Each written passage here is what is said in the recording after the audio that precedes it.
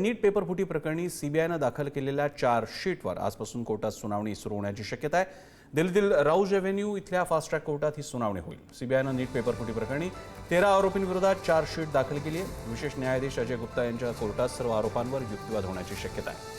पेपरफुटी आणि परीक्षेतील गैरप्रकारांच्या प्रकरणांसाठी हे विशेष फास्ट ट्रॅक कोर्ट आहे। शिवाजीकडे अधिक माहिती देत आहेत शिवाजी।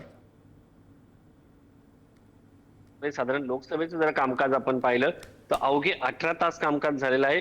ते त्यामधील 27 जुलैला 2 तास 15 मिनिटं जे कामकाज झालंय हा हायेस्ट आकडा आहे। त्याच्यानंतर दिवसभराचं जर कामकाज पाहिले सरासरी तर 30 ते 32 मिनिटं राहिले। त्याच्यामध्ये महत्त्वाची विधेयकं म्हणून पाहिले तर विना चर्चा साधारण 11 विधेयकं पास झाले आहेत, अशी माहिती किरण रिजिजू यांनी दिलेली आहे। आणि दुसरीकडे जर पाहिले तर महत्त्वाचं विधेयक म्हणून नीट हे जे गोंधळ झाला होता, नीट पेपर फुटी नंतर पेपर फुटीच्या संदर्भामध्ये जे विधेयक आणलं होतं फास्ट ट्रॅकचं ते विधेयक पास झालं होतं। त्यानंतर जर आपण पाहिलं तर बाकीचे विधेयक आहे त्याच्यामध्ये न्यायाधीशांची संख्या वाढवणं असो यासारखी विधेयकं या दरम्यान आली होती। आणि नीट प्रकरणानंतर जे विधेयक आलं होतं फास्ट ट्रॅक कोर्टामध्ये ताबडतोब केसेस चालवा यासाठी देशभरामध्ये आता फास्ट ट्रॅक कोर्ट स्थापन झाले। त्यातीलच सगळ्यात महत्त्वाची सुनावणी म्हणजे नीट प्रकरणाची सुनावणी आज दिल्लीच्या राऊज एव्हेन्यू कोर्टामध्ये होत आहे सर।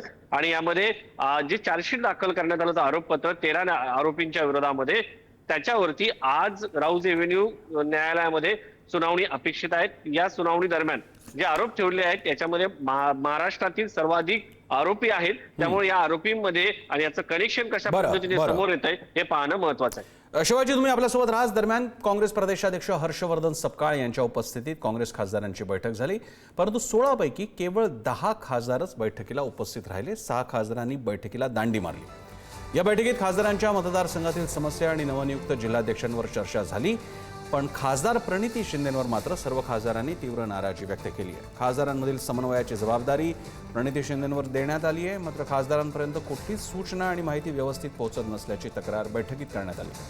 पुन्हा एकदा शिवाजी काळेंकडे जाऊयात। शिवाजी, काँग्रेस अंतर्गत ही नाराजी काय दर्शवते? 6 खासदार अनुपस्थित राहतात प्रदेशाध्यक्षांच्या बैठकीला। कारण याचं कारण प्रणिती शिंदे यांच्यावरती बहुतांश खासदार नाराज आहेत। प्रणिती शिंदे यांचे वडील हे केंद्रामध्ये गृहमंत्री राहिले आहेत, काँग्रेसचे बडे नेते आहेत आणि त्यांचा संवादावरती भर होता। प्रणिती शिंदे यांना जर वरिष्ठ नेत्यांना भेटायचं असेल तर ताबडतोब भेटता येतं, कारण प्रणिती शिंदे असो किंवा पी चिदंबरम यांचे चिरंजीव असो हे सगळे जे मोठे नेत्यांची मुलं आहेत त्यांचा थेट ऍक्सेस आहेत। मात्र ग्रामीण भागातून निवडून आलेल्या ह्या सगळ्या खासदारांना थेट काँग्रेसच्या वरिष्ठ नेत्यांचा ऍक्सेस मिळत नाही किंवा इतर सरकारच्या नेत्यांचा ऍक्सेस मिळत नाही। त्यातच प्रणिती शिंदे यांच्यावरती या सगळ्या गोष्टीची जबाबदारी देण्यात आली आहे, मात्र त्या योग्य पद्धतीने त्या पार पाडत नाही असे खासदारींचं खासगीत म्हणणं होतं।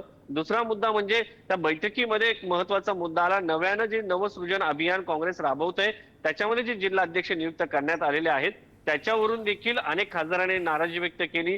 कामं होत नाहीयेत आणि निवडणुकांमध्ये मोठा फटका बसतोय। सरकार च्या विरोधात आपण लढत असताना पक्ष संघटना म्हणून पक्षाच्या वतीने काही मदत अपेक्षित आहे ती होत नाहीये असा पाडा तक्रारीचं या ठिकाणी काँग्रेस प्रदेशाध्यक्ष हर्षवर्धन सपकाळ यांच्या समोर या सर्व खासदारांनी मांडल्याची माहिती समोर आली। धन्यवाद शिवाजी, तुम्ही दिलेल्या माहितीबद्दल।